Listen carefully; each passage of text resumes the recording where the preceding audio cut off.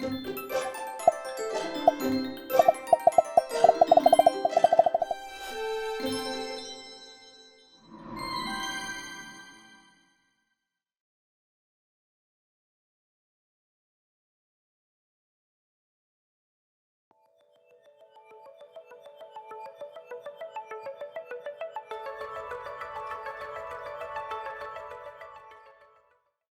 so my presentation is also about chapter 13 of the Zhuangzi, and the title I've given it is about writings and sequential orderings, two threads in Zhuangzi 13.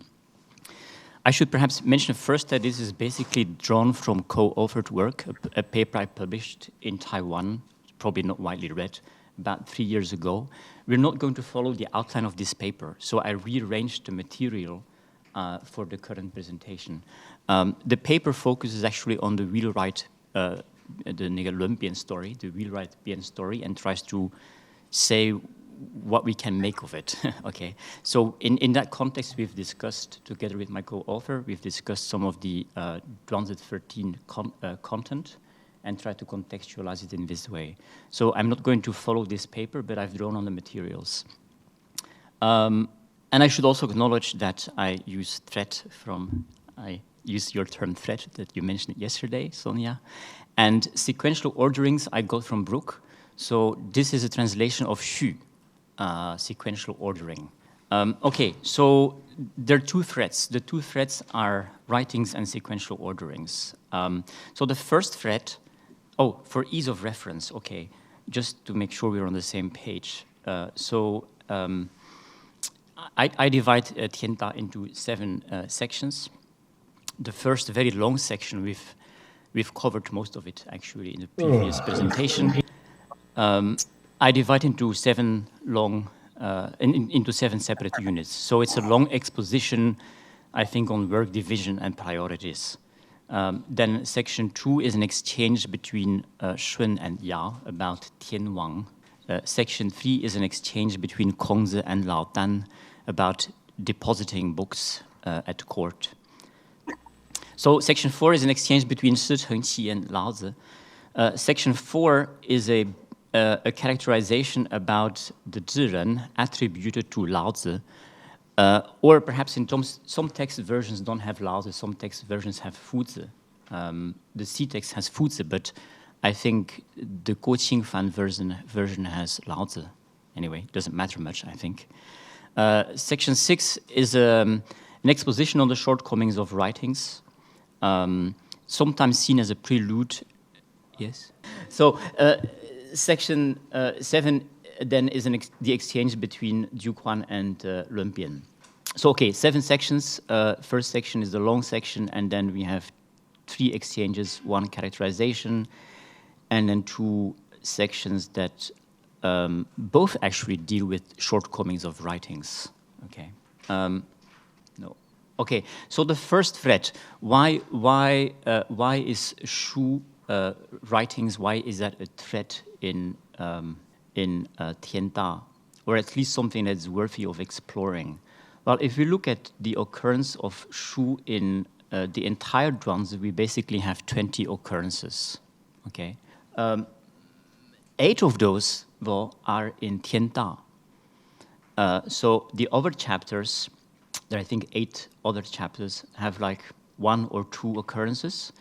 Tianxia has 4 occurrences, but 2 mentions of Shu is in a series of classics like Shu, Li, Shi, and so on. So specifically 1 book.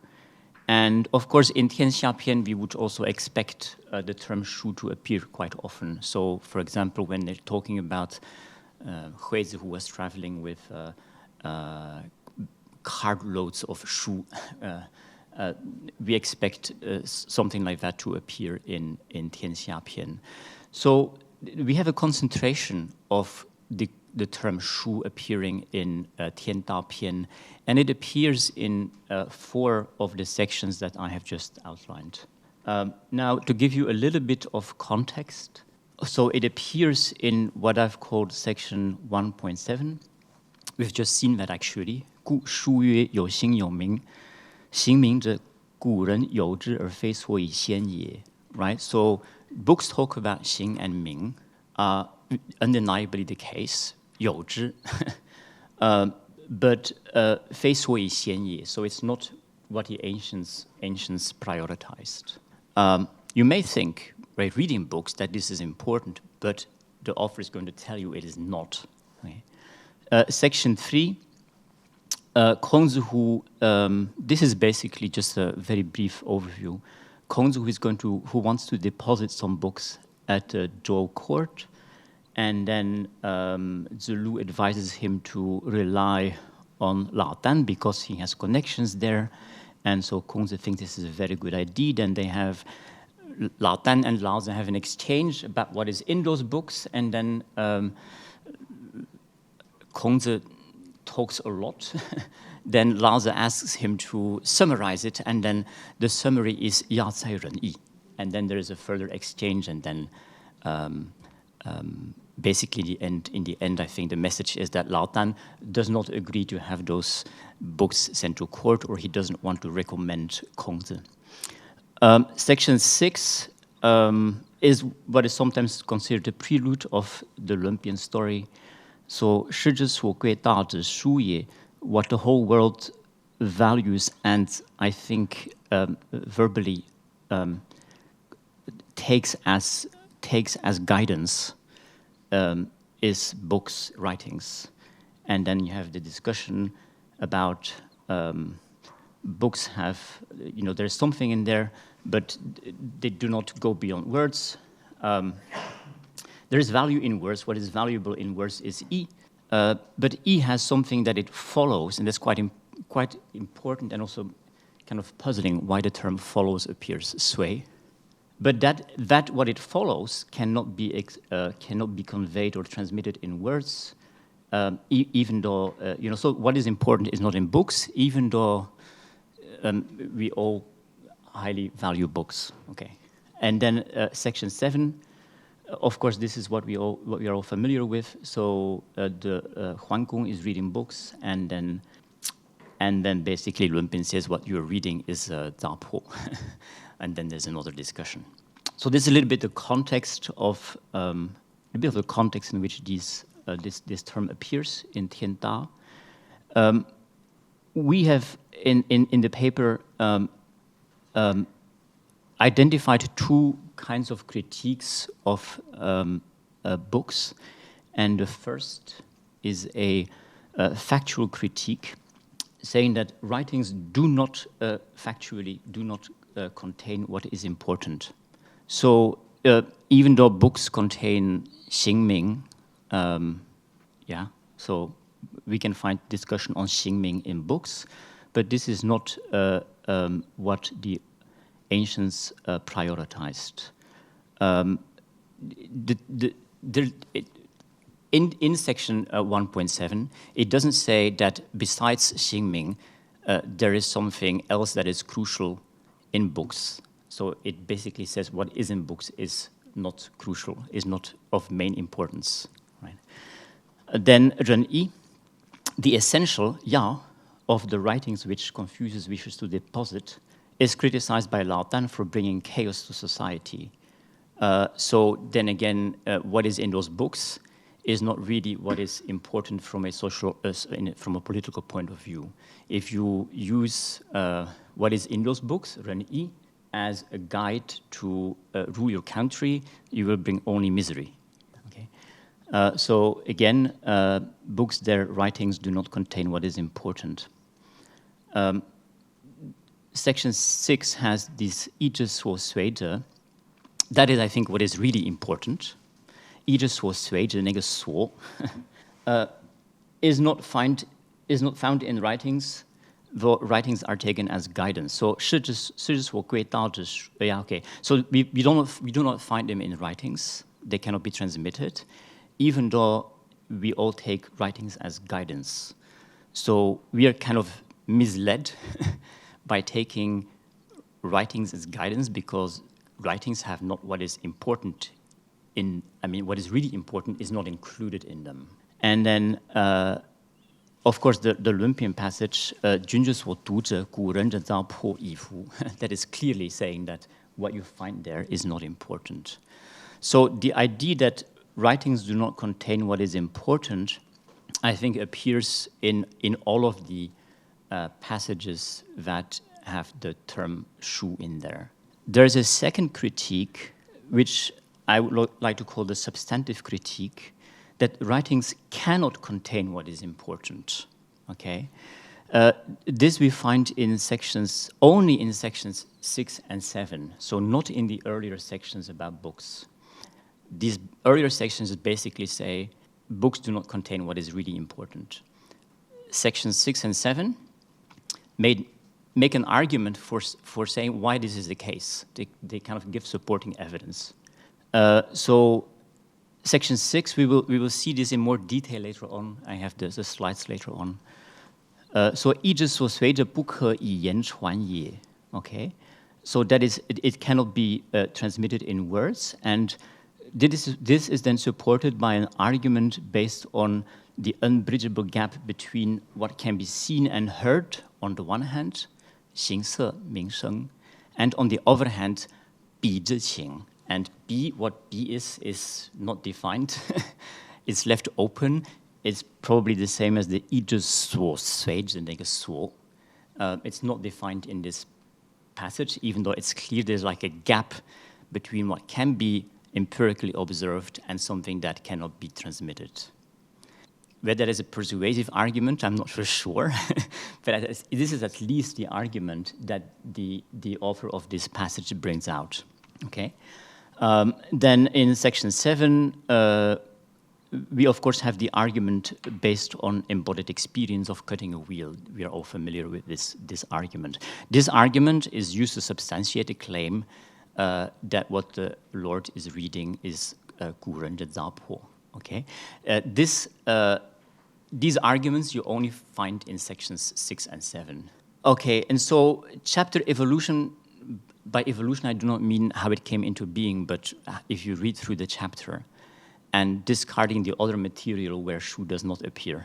Okay, so you first have the do not claims, and these are later supported by the cannot arguments. So you first have a claim, then you may think, okay, I have to defend my claim, and then at the very end we find the arguments in defense of that claim.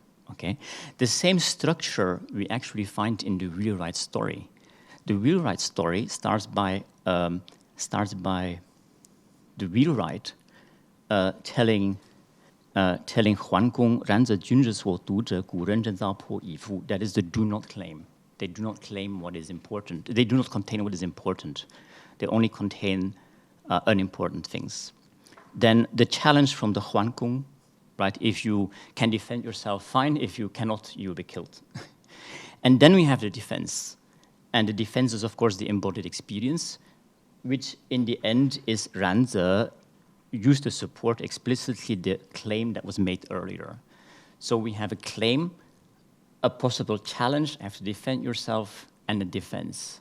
And if we look at the passages in the text, in the whole Tianda that mention shu, we find the same sequence. That may be coincidence or not, but it's kind of, the Tianda, the Olympian passage, shows this could be a kind of a natural course of events. You make a claim, possible challenge, and you defend.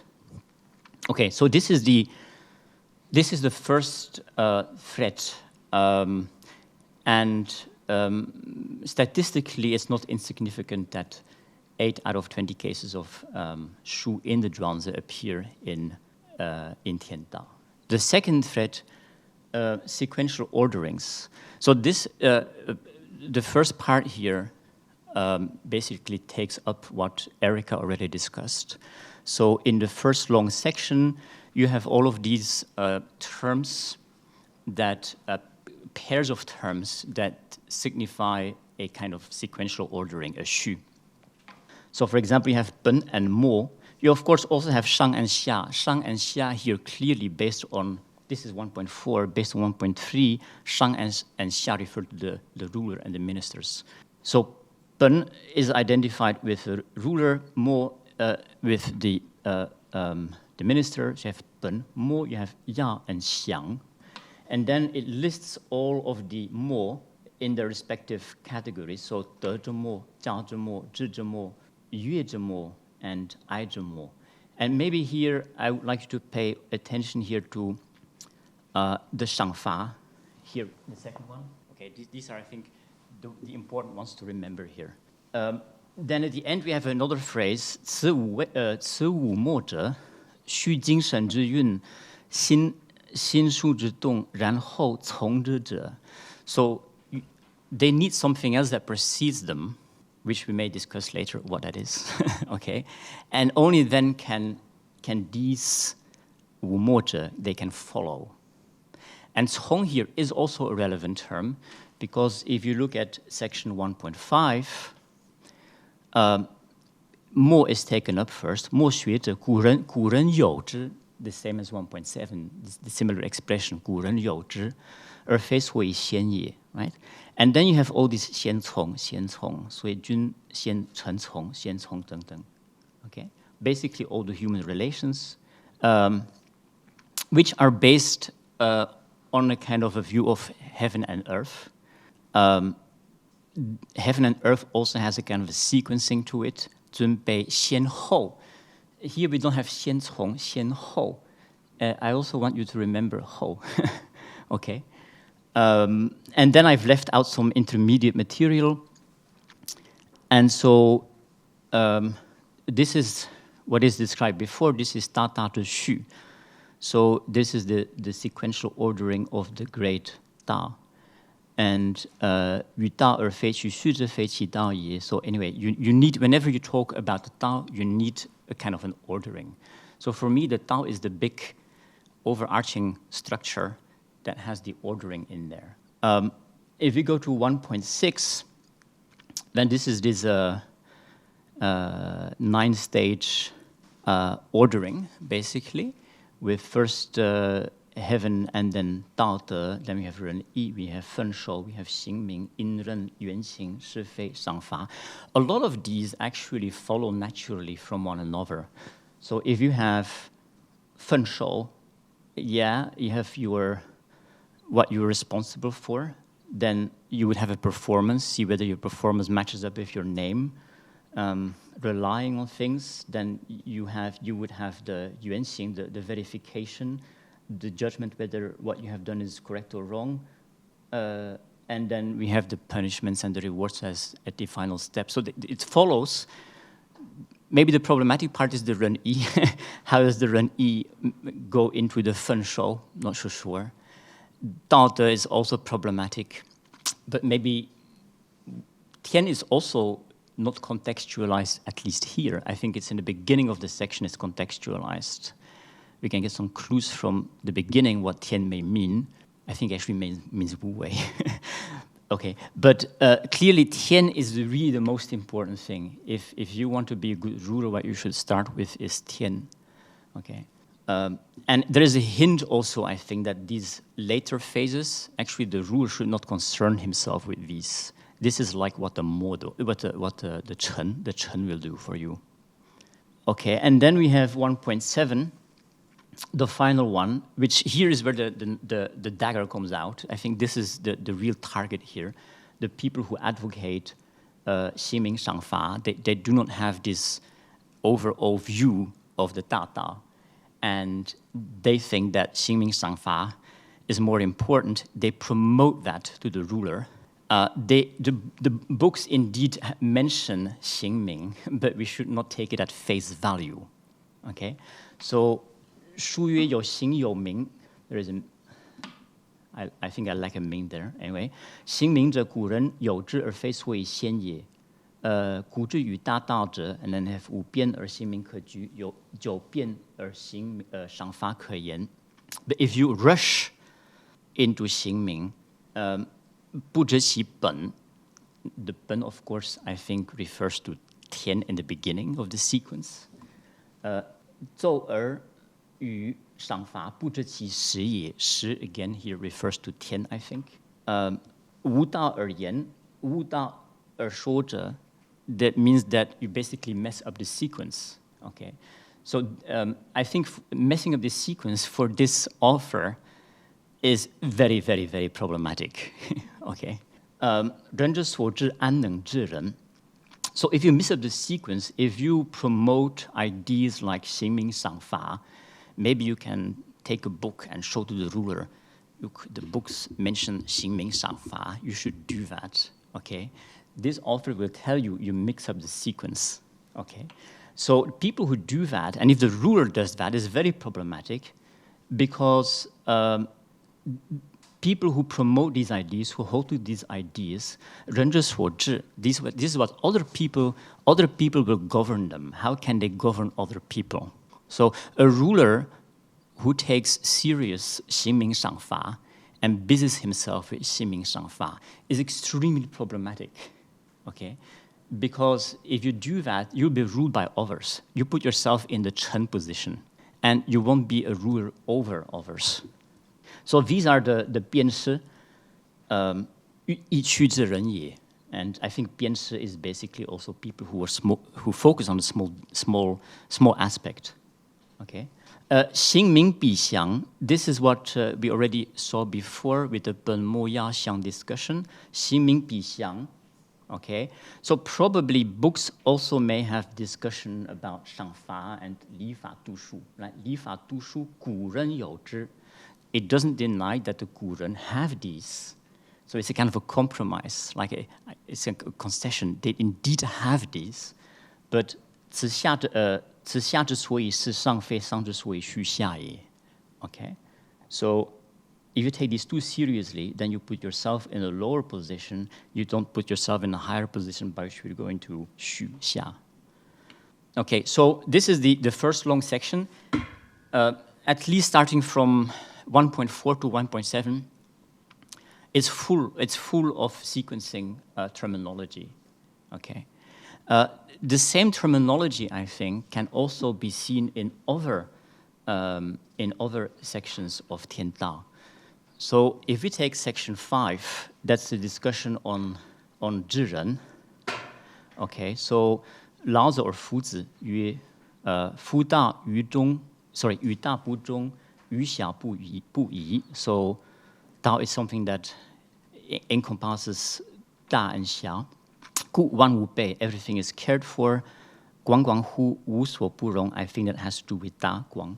And then yuan is something dark that cannot be perceived, something small, I guess. 渊渊乎不可其不可测也.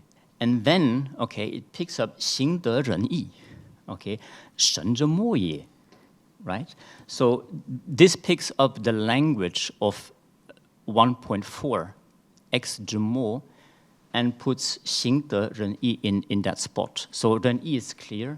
行得 is normally translated as like punishment and bounty, something like this. So not 行名, but like punishment and bounty. 非之人孰能定之?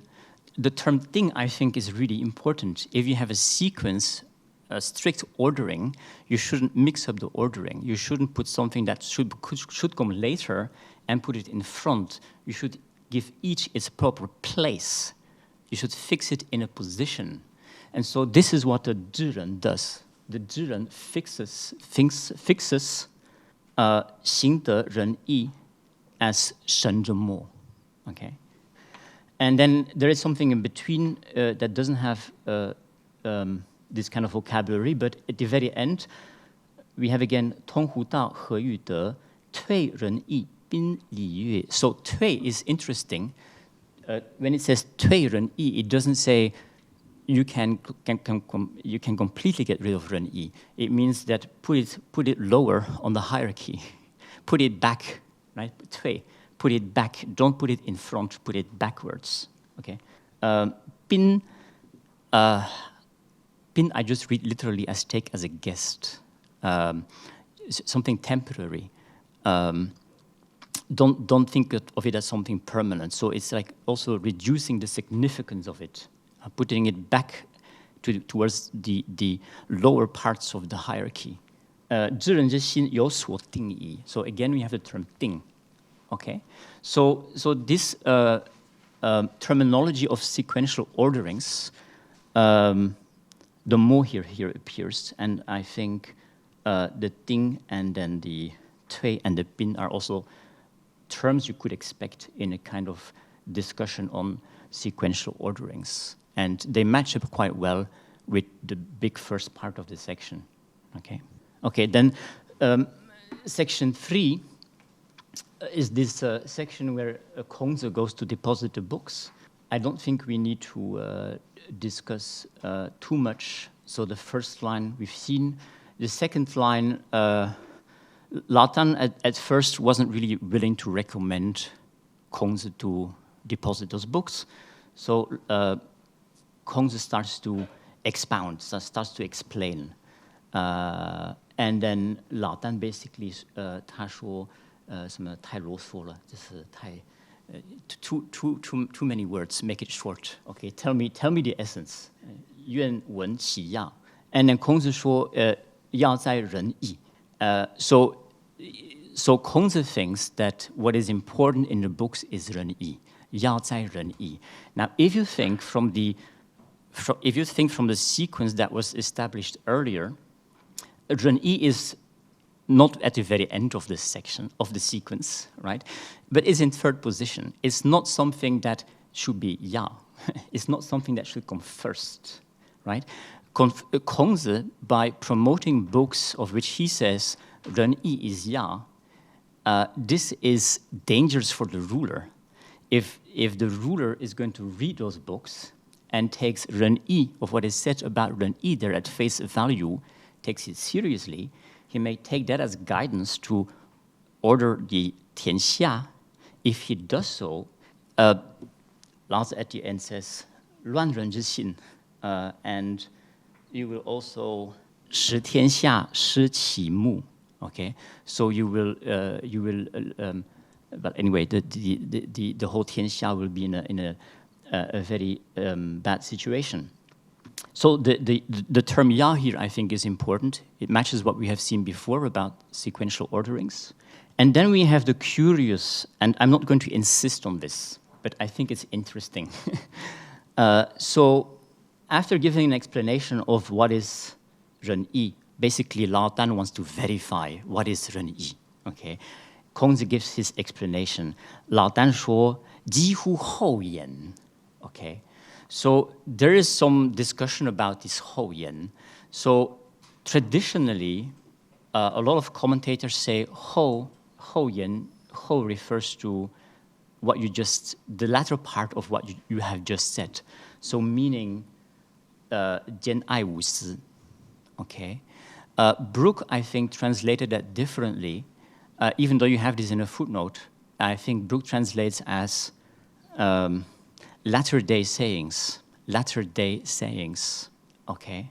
My translation would actually be here, there are words that come at the end of a sequence, or if we take ho as maybe a verb, no, maybe not a verb. So words that should come later. You have the 先后. We've seen the 先从 opposites, the 先从 sequencing in 1.4.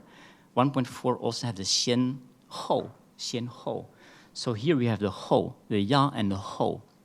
So I'm not going to insist on this point. Maybe this is contentious. But in a discussion of sequential orderings, whenever I see that kind of word like 先 or 从 or ya or ho or even ding, tui, red light starts to flash. So for me, I would read this as they're not important words. Ren and yi are not important words. Okay. And now I would like to push this a little bit further even. So we have in section 6, we have this 一之所随的不可以言传也. And I think it's very curious, the term sway. Why would you have the term sway? And I have not seen any plausible explanation of that. But when you're in a context of sequential orderings, where you have this 先从先后 discussion, where one thing should follow after another, then having the term sway as it follows onto something else that cannot be expressed, right? Kind of makes kind of sense in this kind of context of sequential orderings, right? So, yeah, okay. And then, so this is then supported by this kind of here, this argument below the coup about what can be seen and what can be heard. So, 视而见者形于色也，听而可闻者名于声也。And then, 背负世人以形色名声为足以得彼之情。But of course, he's going to say this is not the case. So this is like a kind of an unbridgeable gap. Why do we have this gap? Doesn't explain it here. He just posits it. An unbridgeable gap between what is observable and on the one hand, and 比之情 on the other hand. Okay. So, but the point I want to make here in the context of sequential orderings is that if you have this kind of discussion going on, you have the term sway. It follows onto something that is more important, but what is more important cannot be expressed in words. And that's why we do not find it in books. And then here, of course, we have the final Lumpian section with a Zhao Po. So Zhao Po, I think, is what is left after the essential is gone. What you end up with after the essential is gone. Duke Huan, who reads books deposited at court, takes them at face value. Okay, so suppose that we've actually seen this Kongzi who wants to deposit the books. Depositing books is a potentially dangerous act. If you can push your books past, if you can have someone recommend your books and your writings past the gatekeeper and are incorporated in the library at the court, the ruler will read them. This can give you a huge leverage, can also be very dangerous if you think that what is in the books is completely wrong. Okay, so Zhao Po, I think, is what is in those books, maybe discussions on Xing, Ming, Shangfa, Ren Yi, which the author of the chapter or the curator of the chapter thinks is really what is not important. It's not essential. It's Zhao Po. Okay, so the tendency here is to say we read XYZ in books, therefore XYZ is important because it is mentioned in books. The author of the curator of the chapter in 1.7 said, okay, 书曰有 XYZ, XYZ, 古人有之, that's a concession, 非所以先也. And so what is really 先, and what is really important is not mentioned in those books, and the justification, the support for that is that it cannot be mentioned. And the argument made here is an argument from embodied experience. If we want to pull the threads together here, I have not started this analysis by making assumptions about the whole zhuangzi, about authorship. I also have not started from assumptions about what is a Huanglao text, and then from the kind of general view of a Huanglao text, then we go into the Tianda. I have done none such thing. I have also not assumed that there is a unity among the materials just because they appear in the same chapter, right? I have not taken that road. I agree with the pericope. So the pericope is, I think we can take this probably as a basic unit. But then, and that was a bit my question to Chris yesterday, well, that's actually, no, that's not my question. I think Chris pointed that out already. So we have to contextualize it somehow. And using Sonia's vocabulary, we have to put it in some kind of thread. Okay? So the problem here is, how do we decide what kind of thread to put it in? And perhaps one pericope, we can, different people would maybe identify different topics they want to see as what is crucial to it, or perhaps because of some research interest, they want to focus on this particular concept and therefore put it in this thread, and then it gets this kind of meaning, okay? So what we normally do, and here I want to take the Wheelwright pericope as an example. So what we normally do, the topic we identify in this Wheelwright story is skill and inexpressibility, okay? I think the reason why we actually identify these two topics there is because some underlying assumptions of the Zhuangzi. Right. So the idea is, what is often criticized, I think yesterday, what was criticized, we shouldn't, maybe start from some assumptions from the Zhuangzi about Zhuangzi authorship and so on. But actually what we do when we take this Wheelwright pericope, the topics we identify in there are the topics that we think are expressed in the Zhuangzi as a whole. And so you have two topics, inexpressibility. You have, of course, in Xiulun, you have a lot of discussion, and also in Zhibeiyou, critical reflections on language. We have the skill stories. We have the Butcher Ding story, and we have all these stories in Dasheng. And it's really only in the Wheelwright story where we find these two topics coming together. I think there is no other story that has skill and inexpressibility together, okay? So we think, oh, this is what we have to focus on. Then we naturally, because of some ideas we have about the Zhuangzi, we naturally put it in these threads. These threads are actually the obvious, the easily identifiable threads.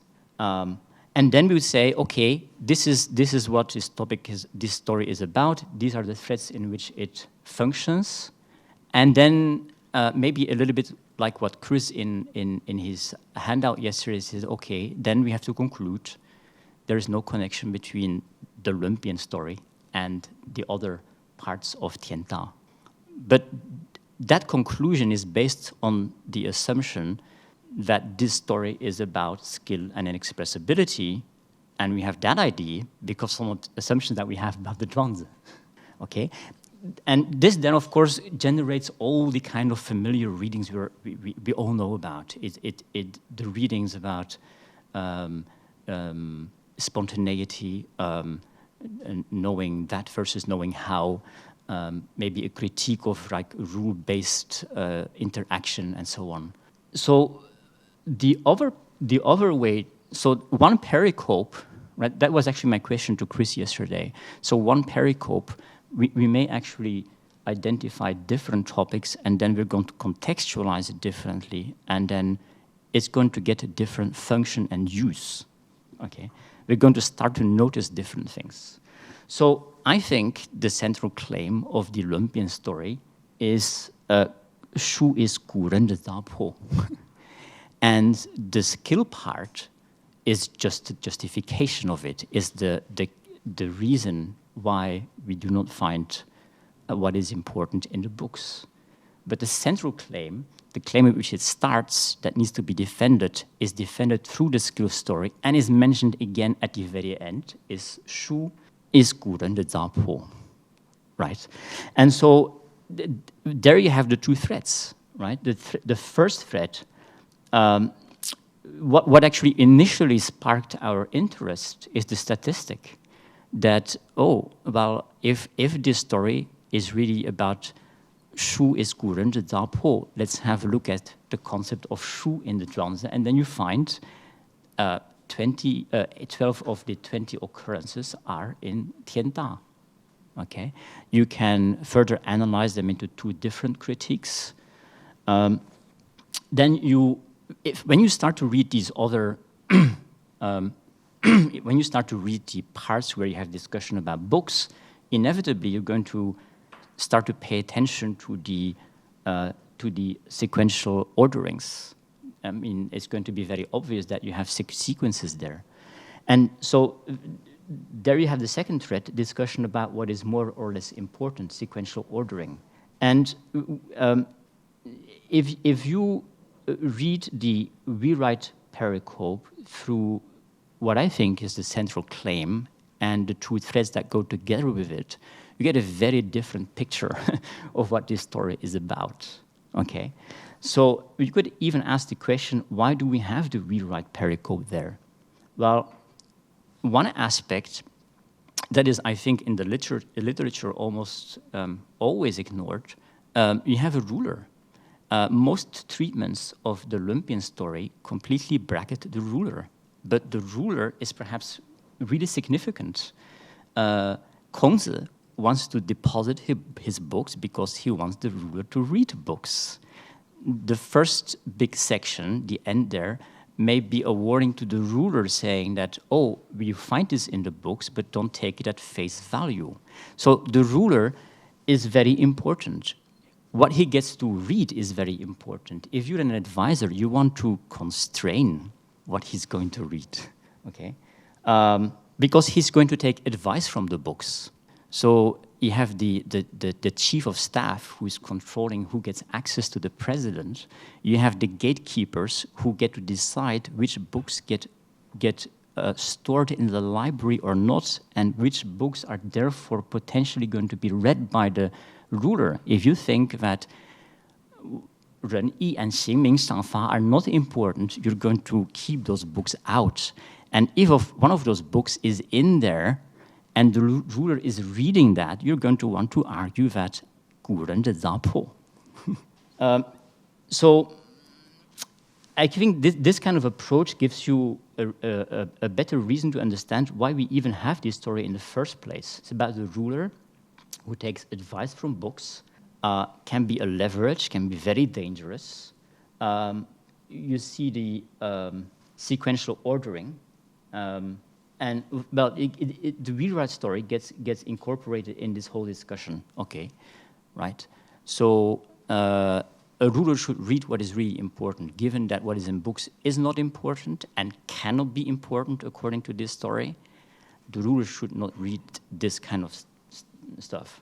Okay, and so it also impacts the topic of skill. So. We think that skill is really the important aspect of the Wheelwright story. But upon this reading, it's really not important. It's coincidental. It's one of the possible arguments you could give to say that what is really important is not transmittable. And in section 6, the argument there is that there's an unbridgeable gap between what can be perceived and 比之情, whatever that is. And I'm not sure how convincing that argument is.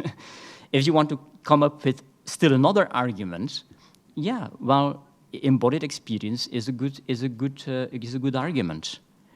But it is just used as a support for a central claim, and that central claim is different from the embodied experience, is different from skill.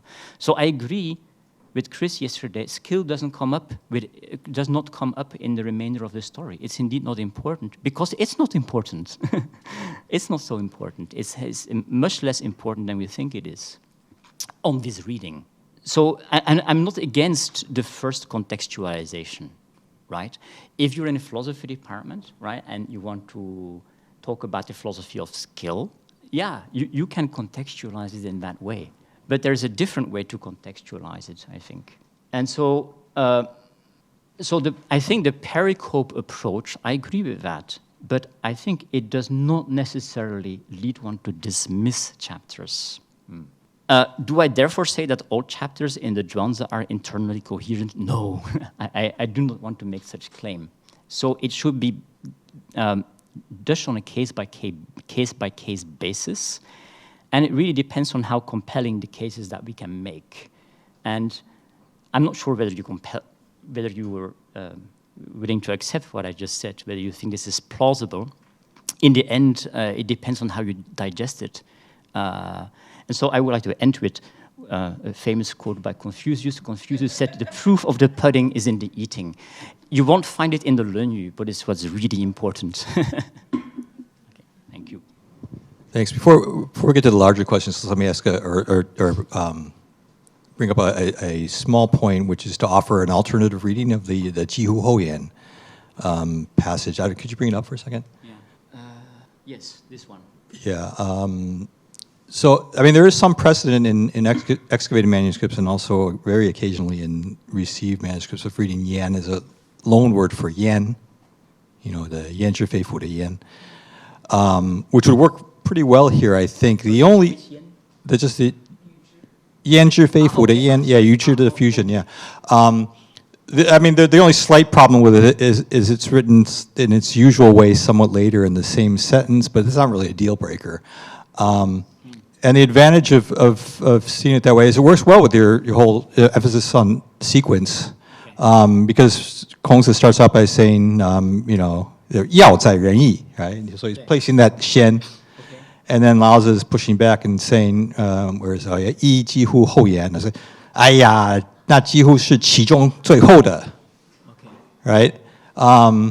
So I just throwing that out there as another possible way of reading it, because reading yan as is a little weird.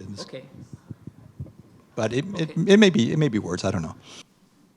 I also have a small and kind of extensional point. I first want to say that I actually really like the idea. I think you're really adding to the pericope conversation by saying, yeah, but chapters could be useful. And maybe like a sort of Chris Fraser way to put it would be like, sometimes a chapter is a discourse, right? So like the sort of items in a discourse get collected up into a chapter, or part of the chapter is formed by that or something. So that kind of maybe answers some of the worries that Erica had about, how, but those things seem related, or maybe they are related by a discourse or a thread, however you want to put it. The other question I had about your shu thread, this is just a little bit of I find it very convincing and I like your reading, but it's kind of an extension of this is, whenever you have these books aren't valuable written in a book, you have a little bit paradox problem. And do you think that this is conscious of that at all, or not so much? It's towards the end in section 6 and 7 that he boxes himself into a corner. Right. Because for the same reasoning, if what is ultimately valuable cannot be expressed in language or in books, so this chapter is also Zhaopo. The chapter itself becomes a Zhaopo, right? And so this is a problem of self-reference, right? When the message you want to convey is used to interpret the message itself, right? So there's a potential problem here, and I don't think he is aware of it. I do not think that we find in this chapter the kind of level of reflection that we find in Xi Wulun. I think if you read Xi Wulun, is written by someone who is much more intellectual and thinks on a meta level, while I think this chapter is basically a political polemic. It's a political polemic against those people who advance Xingming and Shangfa and who do not respect the proper ordering of things. And so I think I cannot find anywhere in the chapter that would show that he's aware of it. But I think on the other hand, we also have to ask whether it is really problematic, because Lynne Bian also would say that his skill is not transmittable, cannot be transmitted in language. Nevertheless, he says a lot. He says one of the things he says, it cannot be transmitted in language. That's already something. That's already telling someone, be careful. Don't take this at face value. He also says that it's to be found somewhere in between being too slow and being too fast, and you have to feed it in your hand and respond with your heart. I mean, these statements do not claim to be a manual for wheel cutting, but they put the audience here, the ruler, in a certain orientation. They change the orientation. And I think this is what the chapter could do as a whole, to change an orientation. And if it does so, then it actually is not vulnerable to this contradiction. So in a sense, if we assume that there is a curator of this text, what he could be doing is what basically Lynne Bian is doing, giving a certain direction. Yeah. still kind of pushing Esther's point, but more concretely. Yeah. I'm still, I think, trying to think about the relationship between the sequencing thread and the critique of books thread. But what seems particularly problematic is that sequencing is really easily conveyed in words and books. You know, and in fact, it seems like it's a method of doing exactly that. Like, so you've got 9 things, you can list them off, you can remember what they are. Yeah. So that it seems like, not necessarily the radical point that this is, that like that last story is undermining itself, but it does seem like it's undermining the first story, which seems so clearly to be a verbal formulation of what you're supposed to do. You know, I mean, unless the first story, the first long essay, okay. right? Which seems like exactly trying to put it into words. Here's step by step. Here's the list. Unless, I mean, you could read the first story in light of the last one as saying, don't worry about the sequencing. Worry about the beginning point. You know, that's what you need, and that's what can't be put into words. But it reads more naturally as really emphasizing the sequencing, like you're saying. But that seems so much a verbal formulation, you know. Yes, so there are several things that we could say a kind of ideal ruler, according to this chapter, should do. First, he should be aware of this shu. But I agree that what is really his place in the shu is the very beginning. Right, so this is the really important thing. So one of the important things is the understanding the shu. I'm not so sure if Ya would refer to that anyway. But it would be more problematic, and maybe it is problematic at some point. But if he would start to give definitions of tian, or that would be more problematic than pointing at the shu. I think what Lumpian does, he's also pointing at a shu by just saying what you're reading is Zhao Po. Zhao Po also has this idea, not maybe of a shu, but it has the idea of it is just a leftover after what is essentially is already gone. So even Lumpian has the idea of a kind of, there is a hierarchy between what is more important and less important in there. So pointing that out, I would say, is not so much a problem. What would be really a problem if he would give a kind of an instruction manual of tian.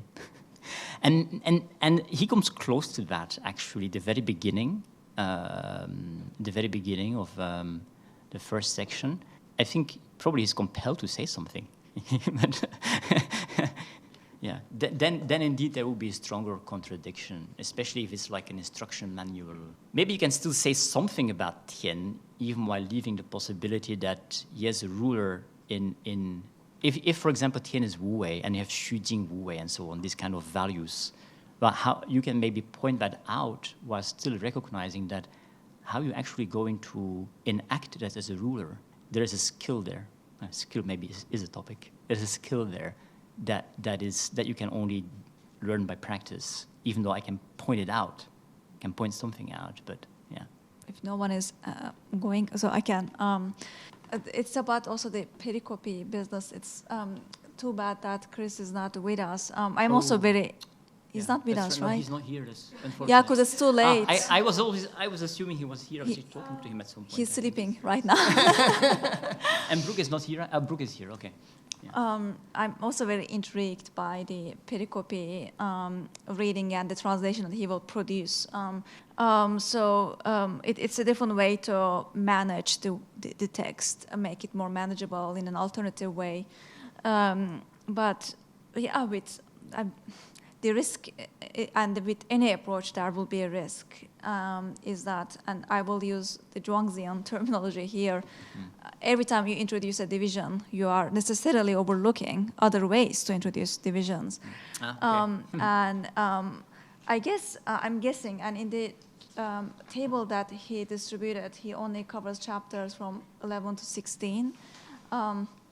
But I'm guessing that he will probably also have, he will cluster maybe passages like the Wheelwright passage under something like speech and writing or just language. But as you also suggested, right, convincingly, that you can also fold this passage under like a theme called poetical polemic. Or I was actually thinking maybe cosmological discourse. Which is about the sequential ordering that you talked about, right? And it's really very much there. There is it's not so much about language versus the world, but identifiable, observable stuff. There is the Ming, and there is this Xing, as in like shape and colors and stuff that, as you said, we can see and hear, versus underlying undifferentiated phenomena. That would be Shu, that would be Dao. And then in that sense, there's a sequence. There is, and this way business maybe comes into it in that sense. It is where the E comes from. It's this undifferentiated forces, and like that is the stuff that we cannot talk about. And there's something, in that sense, a cosmological dimension to that that passage, and then it makes it actually tie very nicely to preceding passages that naturalizes hierarchies and such. So I could think of putting this passage under 3 different headings, like language and cosmological or like political polemics. So it is a big risk that he's taking, and that's very admirable in that sense. It's a risk, and I can already imagine the book reviews that will come out after that translation comes out, and people saying, actually, this, why put this story under that heading and not this heading? So that's anyway. Yeah, I think if you have language and skill, these 2 topics, I think according to the reading that I have presented, it would make more sense to put it under language than under skill. Yeah, because language has to do with writing, and writing, I think, is a threat in there. And that can be part of a discussion on language in the Zhuangzi as a whole, or in early Chinese philosophy. How much of the critique do you think is specific to Shu, and how much of it applies to Yan? Right. So the justification in the last story seems to base the critique of Shu on a critique of Yan. Yes. But the rest of it is just emphasizing Shu.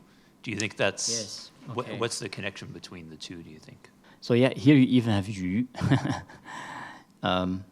but here, at least in this story, it makes sense to talk about Yan as well.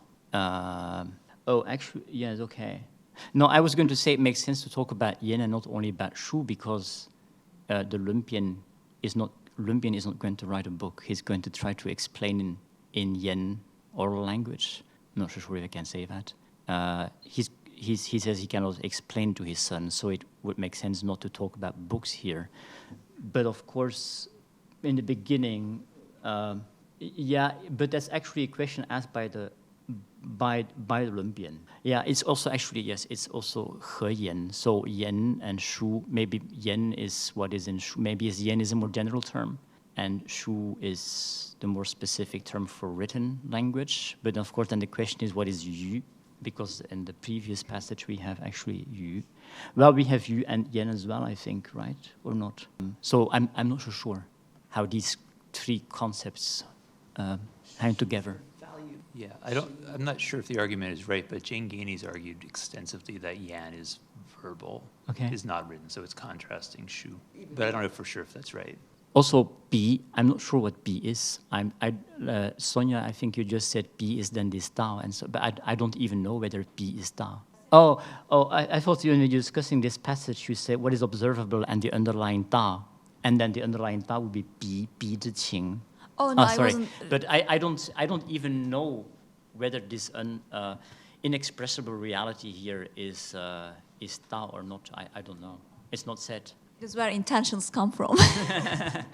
About the Jane Gainey bit, I think we were in the like a decade ago. We were in the same conference. It was APA. We were in the same panel actually. Yes, right. And Jane Gainey also was in the same panel. Was she? Well, not in our panel, but different panel. She was in the same panel with Dan Robbins and I think the woman from Indiana, Susan Blake. She argued that there was no language crisis in early China. And not only that we shouldn't talk about language theory or language because it assumes like systemicity and grammar, and instead the focus is on speech. I think that's why she focuses on Yan there, and then she makes the additional argument that it is about matching the evidence of the ears with what the eyes see. So Okay. the input from coming through eyes and ears, and then Ming would be names and titles. So it would be what we hear, and then we match that with sheer fruition of things, its performance and stuff. So I think that's the model that she was working with. I do not know if it applies to here. And also here there's the mention of the written word, right? It's not just speech actually. So there is this added dimension to it. I could say more if you want, but I was thinking very hard about about Frank's question about the sequence kind of being at odds with the writing thread. But I wonder, let me try this out on you and see what you think. In the Wheelwright story, it's not the fact that books were written that's a problem. It's the fact that the ruler is reading them. So it's not a problem with writing, it's a problem with reading. It's du, not shu. It's the ruler. Yeah, I agree. I think I agree. I think Erica actually already said what she thinks of the first section is like it's situated at court. And I think that's probably, I can understand that. I mean, I probably agree with that. Even if you look at section 4, Kongs is going to deposit the books at court. Yeah. The ruler is at court. Yeah. So I think if it's just a matter of just writing a book for pleasure or intellectuals discussing among each other who don't want to go to court and submit their books, fine. I think this is not I don't. You write about Renli and Xingming Sangfa as much as you want. Yeah.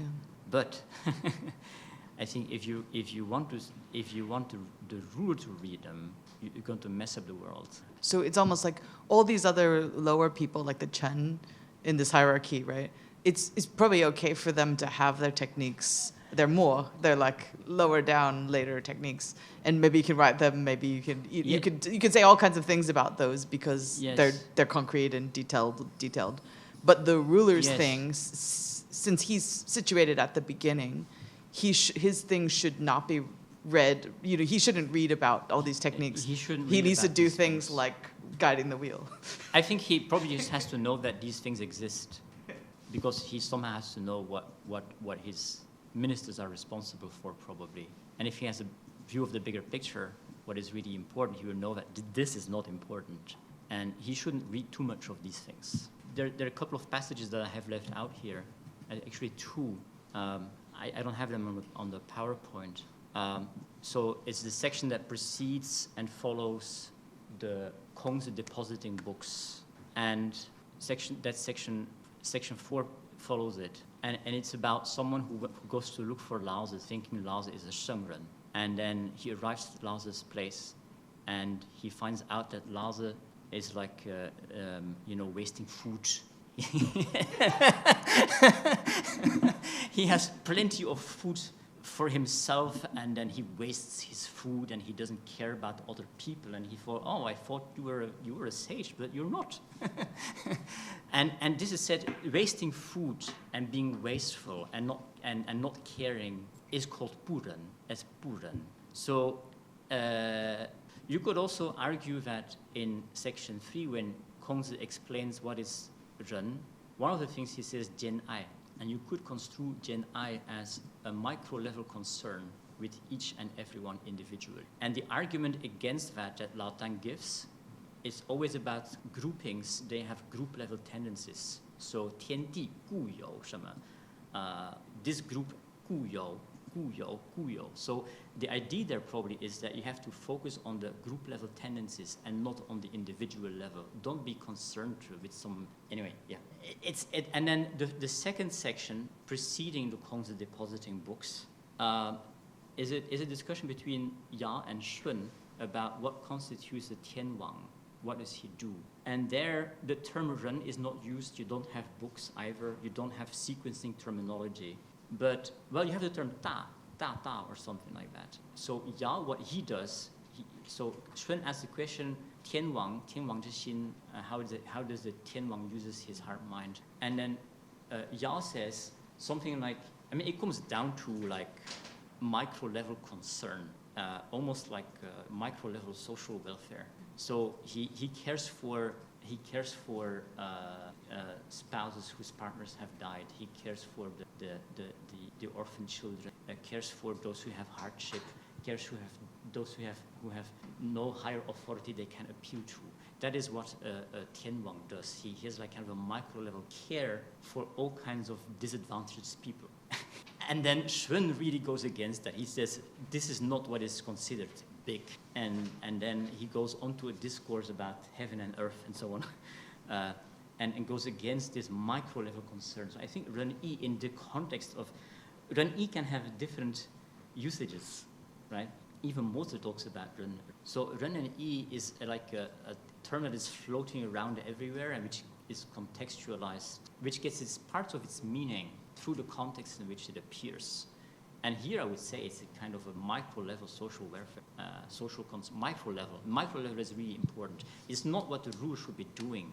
Let your ministers take care of this Ren-Yi stuff. You as a ruler should not be doing this. You should focus on Tiandi and the big things, the Wu Wei and so on. Vim, I think we've been challenged on this side of the room to say something, so I feel I need to answer. And I think there's something about that Bun Mo thing we were talking about before, where the rulers using this kind of Xin Shu, this right? So that's used in that context. Whereas the books are the things that the ministers, they're the various kind of methods that these ministers apply, and those are transmitted in the books. And I think it's kind of interesting in that light that the Wheelwright Bian story appears in some other Han texts, right? So it appears in the Huainanzi. And interestingly, they attach a quotation of a book at the end. They say, this is like Dao Kadao Fei Chang Dao, right?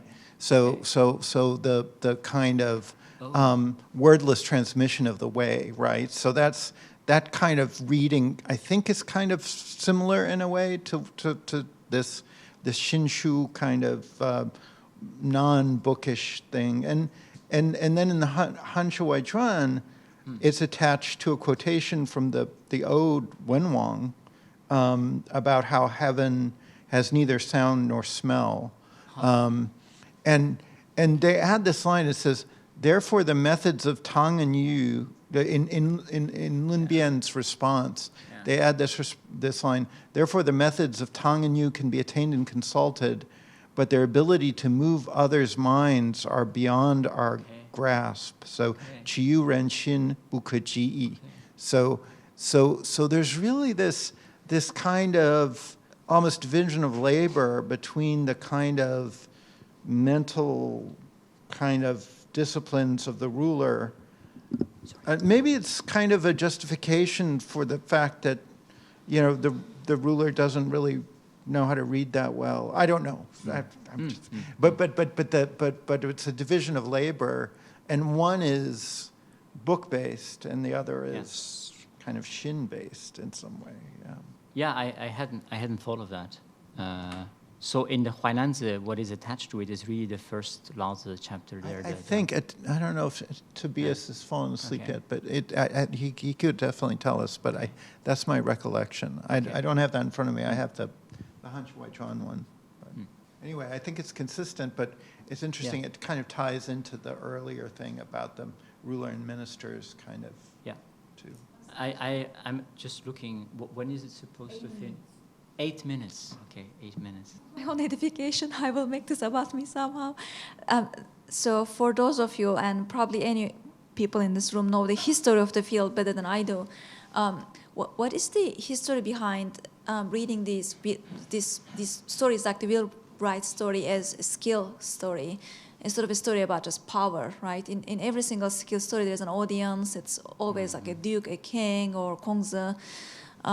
So I do know that the other Sixan Mihail has this works on flow of activity, and then some people put that in touch with Zhuangzi stories, but I'm not sure if it's the philosophers doing it. I don't know many people in philosophy departments working on skill as a topic, and maybe in the past they did, but it's my impression that kind of became a topic because of this habit of reading skill into a text like Zhuangzi, and now we are talking about it. Somehow it became a topic. Maybe it was different, like in 90s, If anyone could just enlighten me about why the skill reading is popular, that would be appreciated. I think we all have our academic beginnings. For me, I can trace it. For me, it traces back to Graham, but I'm not sure for other people. Maybe slightly different takes on it. Well, I know it from Graham, but my lineage, the Stanford School, are really big into that. Yearly and Ivanhoe, and that becomes a major kind of concern. And but I think it's got to be. I mean, I think you see it in Burton Watson's introduction too. So there must be some precursor to that, I think. And yeah, I mean, there's Hal Roth. A lot of people have now tied this flow to skill, but partly because when I was in college, I had my dad read the story, and in one of his books, then he actually talks about. Yeah. Well, it's not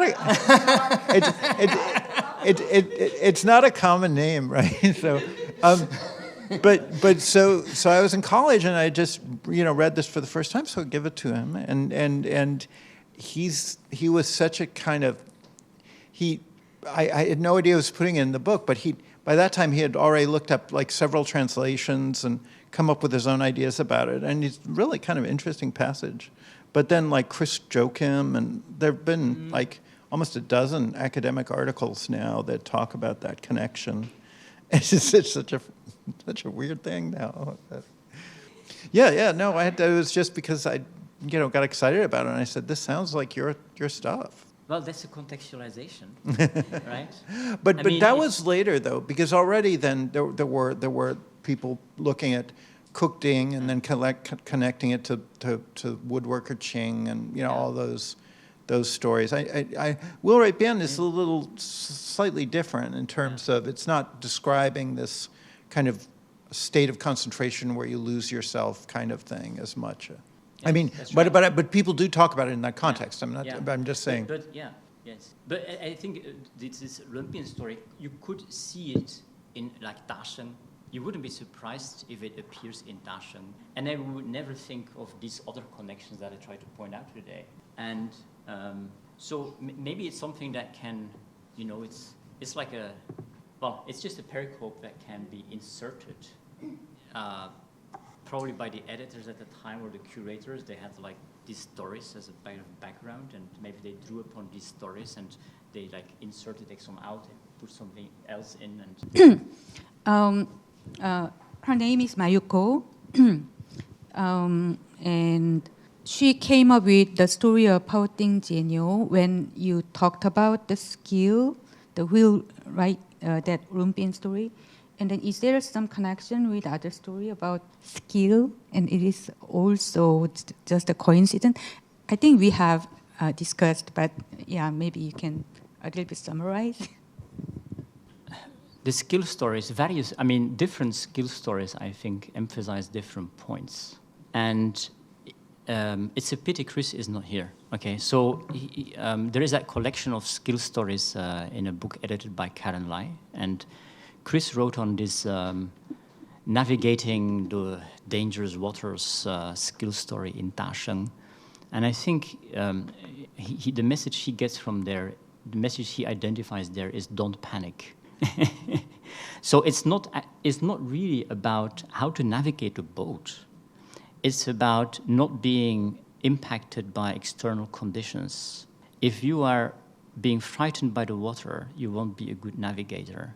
And the reason why a swimmer, and especially a diver, is good is because they are so familiar with the water that they treat, what it says is, they treat the capsizing of the boat as a cart that rolls backwards. Nothing in particular. Nothing to note. I mean, nothing to panic about. Okay, so they are so accustomed to be in that environment that a diver may never have seen a boat and directly be able to steer the boat. because he won't, when he's confronted with these currents, he doesn't get into a panic because he has experience with the currents. I always compare it to driving in Taipei City. Okay. It's actually not dangerous, just you don't have to panic. Okay, so that is, I think, the moral of that story. Attached to that is also this kind of archery, these kind of 3 lines about shooting. And the idea there is that they all have the same skill, but depending on the price they're shooting for, you know, you become, you go completely, you get into a panic when you have to shoot for gold. When the price is gold, you get into a panic. So the idea there is, don't get into a panic and don't let external conditions impact your emotional performative state. Okay. If you look at the Butcher Ting Star, the Pouting story, I don't think you find that there, right? So this is very different. What is emphasized there is really the skill, finding the channels and finding the openings, where to cut. You don't find that discussion in the navigation story. It's not about how to identify the current and the lanes and so on. The message is very different. Yeah, so there are other skill stories, I think, that have slightly different messages. Some skill stories even don't presuppose any action. I think I worked on this for this same volume. I worked on this fighting cock story. And I think the message of the fighting cock story is also, don't get impacted by the sight of the other fighting cocks. If you are impacted, you're going to have motion. The others will perceive that you have motion. They won't be daunted. But if you're standing there, you watch them, you're not impacted. You look like you're a muji. That will defy their expectations. They will run away because they will think you're much stronger than they are. So the Douji that are trained by this Ji Shengzi, they don't even have to fight. I mean, the navigator still has to navigate, even though it's not the main point. The main point is about not panicking.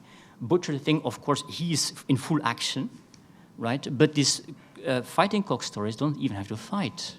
They win without fighting. They just stand there. And by standing there, they have a kind of a presence. The others run away.